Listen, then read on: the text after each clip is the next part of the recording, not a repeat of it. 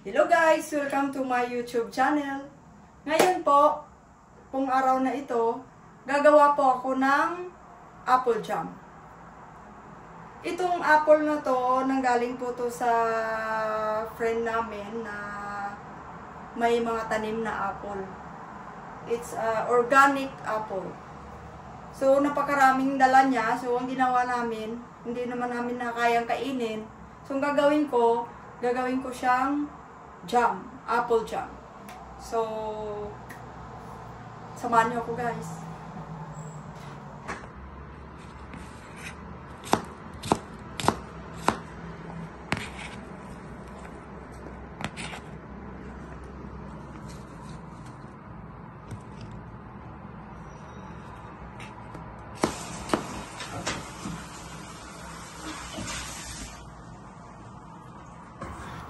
Ayan guys, lalagay na po natin siya sa kawali.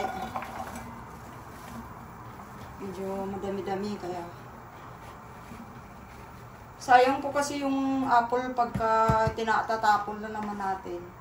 So, ang ginawa ko po, para ma-preserve natin ng medyo matagal, ginawa ko siyang jam. Ayan, 3 cups of water. Ayan. I-mix ko siya dito.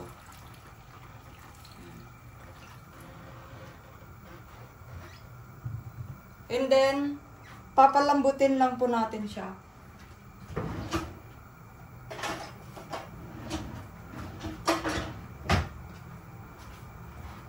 Papalambutin lang natin yung apple. Pakuluan lang hanggang sa lumambot.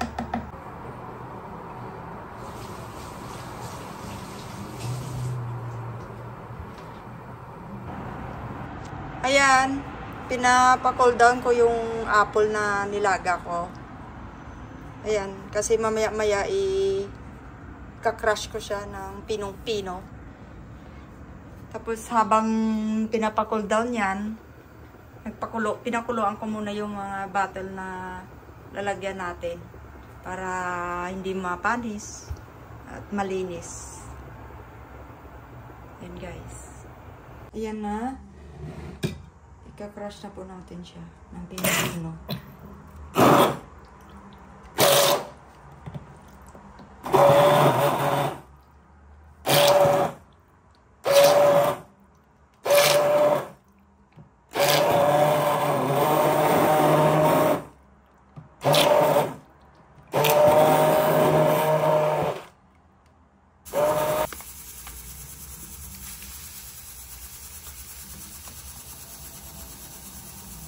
Need ko ng 3 cups na sukal. 3 cups na tubig.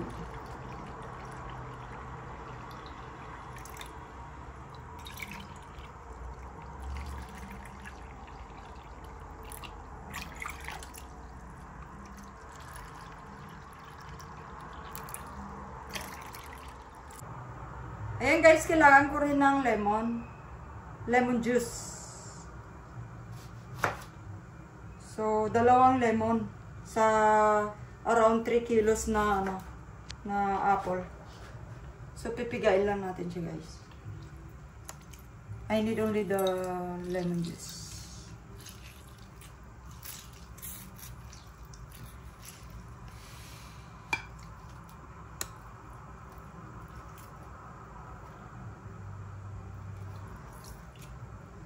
Itong apple na to guys, organic to kasi wala siyang chemicals. Sa mga tanim lang to ng mga amo. Na sobra-sobra, hindi makain lahat. So, hinaharvest ng mga katulong at iuwi.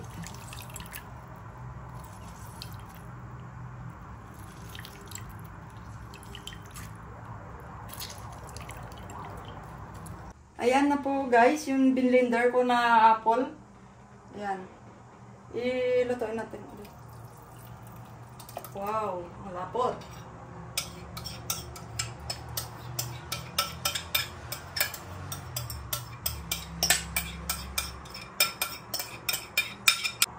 And then, I-add ko na yung ano, yung 3 cups na asukal.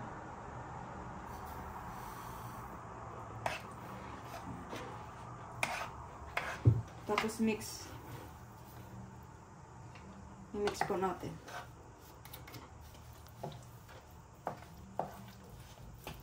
I-mix hanggang sa kumulo, hanggang sa lumapot, hanggang sa yung asukal niya ay matunaw.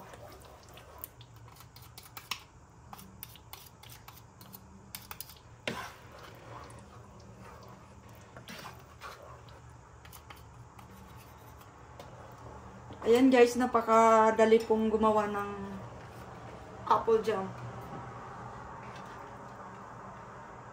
Yung organic na apple dito sa Russia.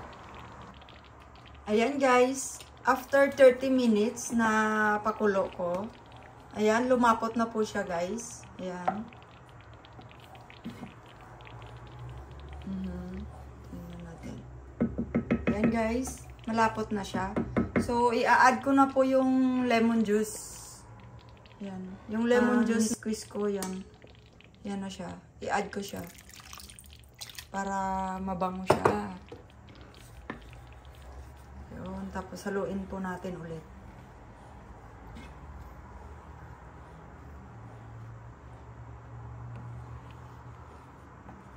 Ang bango niya.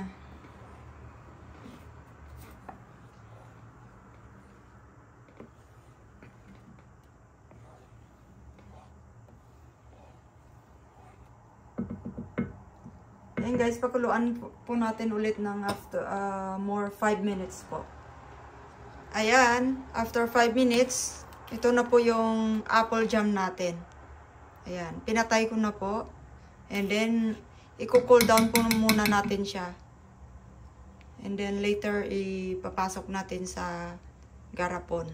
And lagay po natin sa ref. Ayan guys, ito na po yung apple jam na ginawa ko. Ayan.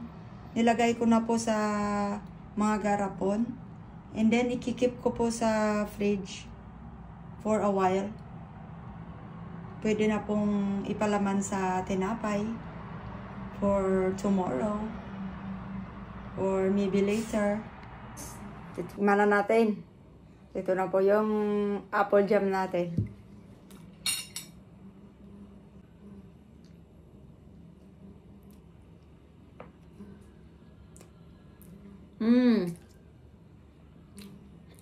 Ang sarap.